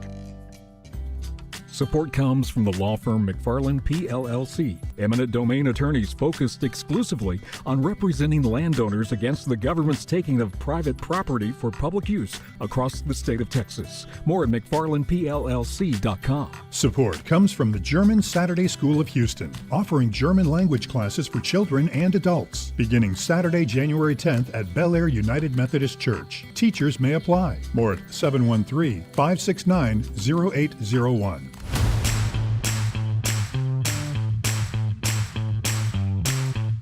And now back to Hello Houston. To comment on any of today's topics, call or text 713-440-8870 or email us at talk@hellohouston.org. Now here's Ernie Manous and Celeste Diaz-Sherman. So the new year is all about change and improvement. At least that's how Harris County Precinct 2 Commissioner Adrian Garcia sees it. He joins us today to share his vision and priorities for 2026, including investment in public safety, infrastructure, and community service across the precinct. Commissioner Garcia has been focused on flood control, economic programs, and balancing the budget. And he's here to share with us what's ahead for residents in the new year. Commissioner Garcia, welcome to Hello Houston. Welcome, and thank you for having me, and Happy New Year to everyone and all the listeners. It's exciting to be here with you. And we welcome all of you to join the conversation. If you've got questions, concerns, want to just pick at his brain, give us a call, 713-440-8870. Okay, I guess I'll just start with, it is the beginning of a new year, a fresh start. Is that how you see it at Commissioner's Court? Or is there a whole lot hanging on from last year that's got to get taken care of? Well, I think it's there's a phrase that I tend to hang on to, and there is a good balance between continuity and change. Yeah. And so I think that's where it's at, because the work never ends. You build one road, you fix one road, you're working on the next. But it is, there's so much more to get done, and we've made so much progress in these past few years that, you want to keep that continuity moving forward. The way I explain that is that, for example, flood, we're known as Flood USA. Mm-hmm. People that I talk to that aren't familiar with Houston, they or haven't been here, they'll say, I saw you on the news on, Harvey or on Ike. Y'all are underwater. But the reality of it is, as of late, thanks to the voters with the $2.5 billion bond that we passed, thanks to Commissioner Buckingham with the General Land Office, with the resources that she's provided us, if you think about the Memorial Day flood mm-hmm. That happened in 2015, I think, over 3,000 homes were flooded. Mm-hmm. You fast forward to Hurricane Imelda, or Beryl rather, and less than 20, I think. So it tells us that we're moving in the right direction, but it also tells us you can't take your foot off the accelerator. So you got to keep moving forward. One other thing, too, before I get into actual things. When you look at your agenda and your priorities, how do you look at it as Precinct 2 or as all of Harris County? Where do your loyalties lie? How do you balance mm-hmm. that? That's a good question. Look, squarely my loyalties lie with Precinct 2, because when I ran for this office, I would talk about the median income of the precinct. I would talk about the housing, home ownership rate. I would talk about the health and healthcare deserts, healthy food and healthcare deserts. I would talk about the educational attainment. I would talk about the rates of cancer that exist in the precinct, the mortality rate. So all of these things drive me every single day, and they're squarely focused on Precinct 2 because those things make us unique from any other precinct in the county. So, but at the same time, I know I have a greater responsibility, and the rest of the county is also something I depend on. So I work with my colleagues. We have a great relationship in terms of focusing on the broader picture, supporting their initiatives, their visions that help to make the county move forward collectively. So although every day I'm thinking about Precinct 2, I'm a partner when it comes to the county. You know, it's interesting you talk about that, Commissioner Garcia, because coming freshly out of 2025, I think there are still a lot of questions around the disagreements around budget and policy that we saw very publicly during Commissioner's Court. How is that going to look like in 2026? You know, I can tell you the way it'll look like for me, just the way it looked like in 2025. experience matters. The process for me was to engage our stakeholders, being our directors, our budget director, understand what the revenue streams are, understand what opportunities we may have or what challenges we may have and the decisions that we've got to make.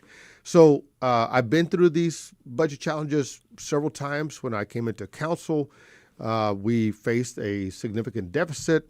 When I first became sheriff, it was during the housing and finance crisis. So I've dealt with these things before. So you always go in with a perspective to understand that the citizens want to keep things moving forward. They want us to focus on the fundamentals that impact their lives on a daily basis. And so I think as long as it relates to me, and I think that's how we got through this budget, we focus on those core issues that help the community move forward. What do you see as the biggest challenge facing your precinct right now? The challenges for my precinct is look, I'm the downstream side of 5 counties, including Harris County. The water from Fort Bend, from Waller, from Montgomery County, from Liberty come down to me because that's where the outfalls are. So I am continuously focused on making sure that we're improving our drainage system, making sure that we're moving the projects forward for our flood control district, and then making sure that the Port of Houston remains strong and viable. It's our juggernaut. It's what moves our economy forward. And so literally every day, I had a conversation about it earlier today, talking about how to make sure that the port receives the support it gets, how to continue to bring jobs to it so that we can impact that median income, so we can impact home ownership rates. So it is all about making sure that we're looking at those issues for me that we need to continue to focus on and build on. When we talk about all of that, it all comes with a price tag. Mm-hmm. And a lot of what we've seen in the last sessions were looking at the budget and where things are going to get money to be paid for. How are you looking at the budgeting process moving forward? Do we have the money there? What do we need to either be better stewards of that money or to raise more? I think number one, we always have to be conscientious. And I do an annual survey with my precinct to understand where the public is at in terms of priorities that the community has, and in terms of how they feel the economic pressures, how they're dealing with inflation, the cost of living.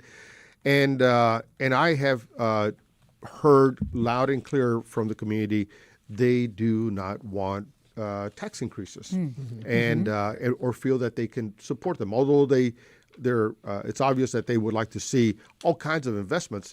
At the end of the day, they say don't expand the property tax increases or the property tax rates as much as possible. And so that tells me that it is always a throttle in terms of the ideas one has versus the revenue one has. And so you just have to work to balance that.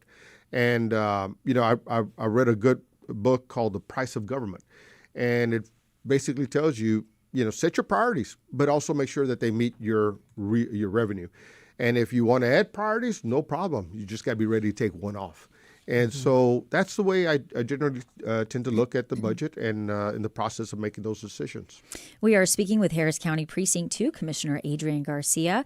If you would like to join the conversation, you can call or text 713-440-8870. We do have a call from Steve from Southeast Houston, who's going to be joining us right now on Hello Houston. Steve, what is your comment or question for Commissioner Garcia? Hey, Commissioner Garcia, this is Steve Miner. Hey, Steve, how are you? To meet you. Yes, I'm sir. doing good. I met you once before for one of your retired sheriffs, as my son had just entered your workforce. Oh, cool. I want to let you know that he's now kicking on the Precinct 3 on patrol. All right. And he's doing very well for himself. And that pay raise that y'all gave him, oh, man, I've always been a believer in if you're raising small kids, mama needs to be raising them.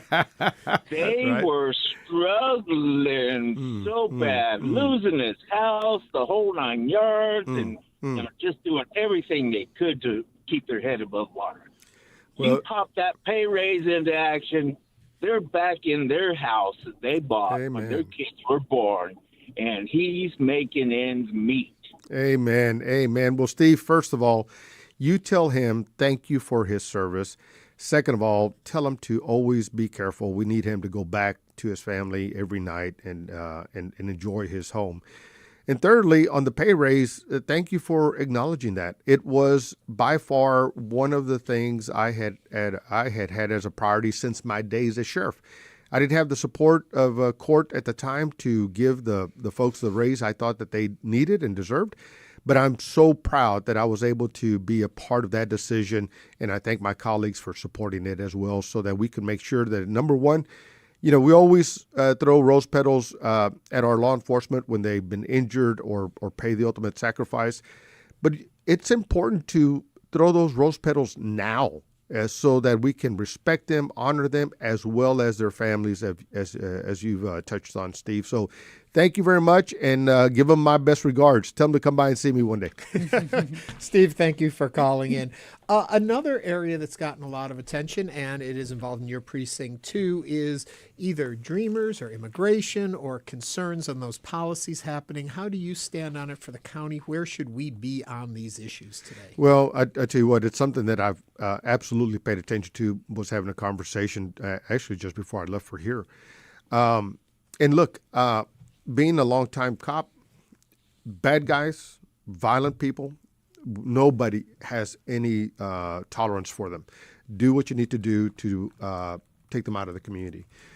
But in terms of the people who may be washing our dishes, cutting our lawns, fixing our roofs, working on our roads, and who have not committed any serious or violent crimes, it is critical that Congress gets to the table and fix this system. It is immensely critical, because I'm hearing from business leaders who are saying that their industries are being impacted because people are staying home or they're being deported. They're afraid to come to work. So it is so critical that we fix this problem, because at the end of the day, the biggest victim of all this is our economy. Are there things you can do at the county level? There's very little. I mean, what we've done is that we have used some of our ARPA money to help to create an immigration legal defense fund, and that was specifically intended for children, unaccompanied children. And so there's very little other than supporting our members of Congress who want to fix the system and ensure that there is a reasonable pathway to citizenship. But what I also have done is we're supporting our library system, who's providing naturalization classes, and so just doing all that we can to make sure that people have every opportunity to get things done and help to move them to the next step. But Commissioner Garcia, I want to go back really quickly to Steve's comment, because it was an unpopular opinion, but some really questioned the law enforcement raises given the budget deficit. And so how do you align not raising taxes, giving raises, with responsible fiscal strategy moving into 2026? It's real simple. Number one, as I mentioned, the citizens spoke loud and clear. They do not want property tax increases. Secondly, we must have public safety. Mm-hmm. Thirdly, and I'll categorize it this way. If you are a business owner and a competitor, exact type of industry and service, opens up next door to you and sells their resources at a much lower level, you have to make a decision. When Mayor Whitmire supported his men and women at the Houston Police Department with that pay raise, in my early days as a Houston police officer, LAPD did the exact same thing. And many of our officers left Houston to go join the Los Angeles Police Department. I thought about it, but I didn't do it because I was like, I don't have family there. I don't know anybody. Why am I going to uproot? So here, when Mayor Whitmire made that change, folks didn't have to leave Houston. They didn't have to leave Harris County. They just had to go across the street. And already we do not have enough people on the streets of unincorporated Harris County. The sheriff and our constables are struggling every day to meet the demand that's out there. So we had to meet the market change. And that was, to me, a non-negotiable point. We had to meet it. And as a former sheriff, I had tried to address this during my time as sheriff, but didn't have the support of court at the time. So I was very proud to make sure that we did it. And again, it's very simple. Folks wanted us to make tough decisions, and we made them. Yeah. Really quickly, we have a question that keeps popping up in our chat, so we want to make sure we do get to it. I wanted to ask Commissioner Garcia your position on the hospital expansion in Herman Park. Yeah, so you have probably heard that I was the one that led on forcing the hospital district to have much more robust public engagement. Because, look, I read all my emails, and almost every email I was getting related to Herman Park was coming in with some tone of negativity, some tone of concern. And then when I look at the engagement that the Harris Health System had done with key stakeholders like the Conservancy of Herman Park, and it was very, very nominal at best. And then when residents around the park had not been engaged, it told me that people were trying to just check boxes, but hadn't done the type of public engagement that I think we ought to be doing in public government. And so I push for that. I'm listening to folks talk about it. I will tell you that, as I've said publicly, that my frustration is that in order to make this issue happen, one vote that Harris County has to make, and albeit this is really a City of Houston and a Harris Health discussion, but the one thing that Harris County does play into is the vote of eminent domain on Herman Park. And I take that type of vote very, very seriously. So so these public conversations have to be had. We need to hear from folks. And I am hopeful that Dr. Porsa's team that is leading this effort, that they have good bedside manners and actually listen to people and incorporate ideas, concerns, address issues that folks are expressing. Now, let me stop there. As a young kid, I had to visit the Bentab Hospital to see my brother, who had a ruptured appendix and almost died, if not for the care that he received there. As a young cop, I have been in Bentab many, many a time, and was just fascinated with how the medical staff there could save lives in hallways. Yep. That was just crazy. So the system has needed an improvement for years, if not for decades. And so I recognize that, but it's also not an excuse not to engage the public at the same time. So you got to do both things very well. You got to make sure that you're improving your system, but you also have to listen to your stakeholders. And if you would like to know more about the Bentab Memorial, or what park is it again? Herman Park. You can go to our YouTube. We did have Dr. Porsa on of Bentab, who talked about it extensively as well. So much we want to talk about, but unfortunately, the clock is not our friend right now. But please come back. I will. I will. Thank you for having me. Yes, Harris County Precinct 2 Commissioner Adrian Garcia. Again, thanks for always coming on to My Hello pleasure. Houston. Thank you for having me. Thank you. Coming up, we're going to talk to the Director of Beauty and the Beast. Stay with us as Hello Houston continues. It was a common story. It's not just your car. It's the one that brought your kids home from school, took you cross-country, held memories, laughter, even a few breakdowns. When it's time to let go, give your car a new purpose. Donate it and turn memories into meaningful support for this station. Plus, you'll enjoy free and easy pickup, potential tax benefits, and a simple donation process. Your gift supports the programs you and your family love. Donate today and help keep public media strong. Call or donate online. Cancer Center at Baylor St. Luke's Medical Center, offering comprehensive cancer care that is compassionate, personalized, and driven by clinical research. More at stlukeshealth.org/cancer. Tonight on Houston Public Media TV 8 at 7, Nature looks at the hummingbirds of Hollywood. Followed at 8 by Nova, Arctic sinkholes. Then at 9, Weathered presents After the LA Firestorm. tonight on TV8. Support comes from the Women's Institute of Houston, offering adult, lifelong learning classes on topics including arts, languages, history, world affairs, and more. Winter registration is open at wih.org.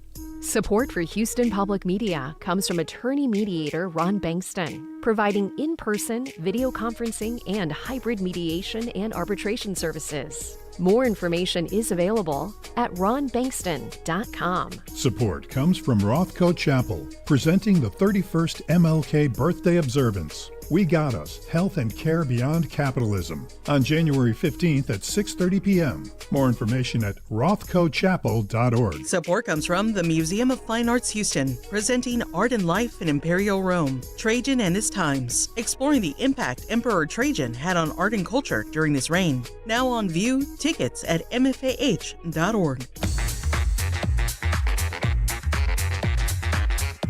And now back to Hello Houston. To comment on any of today's topics, call or text 713-440-8870 or email us at talk@hellohouston.org. Now here's Ernie Manous and Celeste Diaz-Sherman. Disney's Beauty and the Beast, the beloved musical based on the animated classic of the same name, is making a stop right here in Houston as part of its North American tour for its, believe it or not, as we keep saying, 30th anniversary production. Ranking as one of the longest running shows in Broadway history, this production reunites members of the musical's original creative team to bring the enchanting tale to life on stage with new sets, costumes, and, of course, all the classic songs you know and love, including Be Our Guest. No, I'm not going to sing. It's better that way. To tell us more about this production of Disney's Beauty and the Beast, please welcome the director and choreographer, Matt West, who also served as a choreographer for the original Broadway, touring, and London productions of the musical. Matt, good to see you again. I'm back. You are, well, You're not back here. Hello, but you're Houston. back with us. Hello, Houston. Hello, Matt. If folks Thank want to you. join the It's good to be with conversation, give us a call, 713-440-8870. Matt, I had the privilege of getting to know you a year ago when we launched the new season and you came to Houston to tell us all about it. And I got to ask you all about not just Beauty and the Beast, but really quickly also being in a chorus line, the movie. Yes, the good old days. Yes, but now you're back, but you're revisiting something you have done before too. You're in here with Beauty and the Beast, where you got to originally do choreography on, stepping into the director role, looking at the show much differently, or just reaffirming what you learned the first time? A little of both, but really mostly looking at the show with new eyes, fresh eyes from the entire creative team. And it's such an amazing thing to be coming back to Houston, where we started it all, in our pre-Broadway tryout city. And we learned so much from the audiences there in Houston. You have such fantastic audiences. They're very smart. And that's why we went there originally. And so it's so joyous and such a pleasure to be coming back to the Hobby Center there. And I thank you for reminding me of that. I left that out of the introductions. The whole thing that this was, I don't know if workshopped is the right term for it, but begun here in Houston before it went to Broadway 30 years ago. And you folks were at the music hall, right? We were at Tuts. Is that the music hall? Yeah, in the old music hall before they tore it down and built the new theater. It's fantastic. And your new theater is amazing. It's beautiful. It's so great. It has such great backstage areas and a costume shop and it's such a great facility to come do a show. And yes, we did a workshop in 1992 in New York City. And so going to Houston was really the midway between the workshop and Broadway. And we were there quite a while. I remember having Thanksgiving dinner in the lobby of the theater. So we were there during the holidays. And again, we learned so much from the show, and we were able to add different songs, reinvent musical numbers, take a look at the book, look at costuming, wigs, everything there in Houston prior to going to Broadway. So it's like for the new year, you're bringing an old friend back home. Oh, that's so nice. Well, I know Celeste is very concerned about one element of you re-looking at the show. Celeste, what are you concerned is there or not there? I'm extremely concerned about Belle's yellow dress. Is her dress still yellow? So here's the thing. Oh, okay, Matt. Am I scaring you? No, Okay. here's the thing. In reimagining this, I wanted to. It's really a contemporary story. You know, it's about a young woman who wants to make her own way in life. She's not waiting for her prince. She wants to create her own adventures. And so that part of the show lends itself to being updated, and updated in fabric choices as far as what materials can do nowadays, more than 30 years ago, updating sound, updating the magic, updating lighting, because the tools at your fingertips are so much more elaborate and inventive now. So those are all the elements I brought into play this time around. But I wanted these characters, Lumiere, Mrs. Potts, Cogsworth, they're very well known around the world and very loved. And so I didn't want to muck with that. I wanted to make sure that the silhouettes resembled the same silhouettes and that the colors of these silhouettes remain the same. So yes, Belle's dress is still yellow. I think it has something like 30,000 crystals on it. Beautiful. So it looks like a walking parade float. It just sparkles and glistens and gleams. And I think you're going to be very happy with her dress. Yes, little Celeste. The reveal of it is pretty great. Very happy. And we did get a very nice message right here on our YouTube that says, we went last night with our Broadway loving daughter. We just absolutely love the performances. Bravo for a terrific show. A must-see for all ages. So... Well, see, you have a very smart clientele there, don't you? Yes. I get to go tonight and see it. I haven't seen it yet in this new iteration. I'm looking very forward to it. I do remember, though, from the very first time I saw the original production, almost 30 years ago, the big talk was about the transformation at the end and the magic of that transformation. I'm assuming there is still a transformation at the end of this. And I'm wondering, though, without giving away anything, are you doing it the same way, or in the 30 years and the technology you talk of and all of that, has it changed? Again, a little of both. There are some things you don't want to mess with because they're so successful, and magic that close up to an audience where you transform somebody midair right before their eyes is difficult to come by.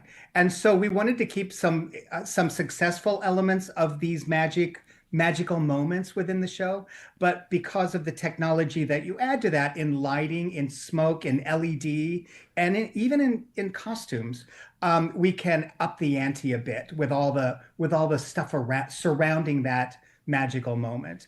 And along with all the other magic, the Chip, Mrs. Potts' young boy, the Chip's moments throughout the show are new and improved. I should say improved. The magic at the top of the show in the with the Enchantress meeting the prince and changing the prince from prince to beast is all brand new. And so we really dove in and we really looked at all the tricks that were possible to add to this production. Yeah. In the 30 years from the first production to now, did you have time you could get away from the show, or has Beauty and the Beast been with you the whole time?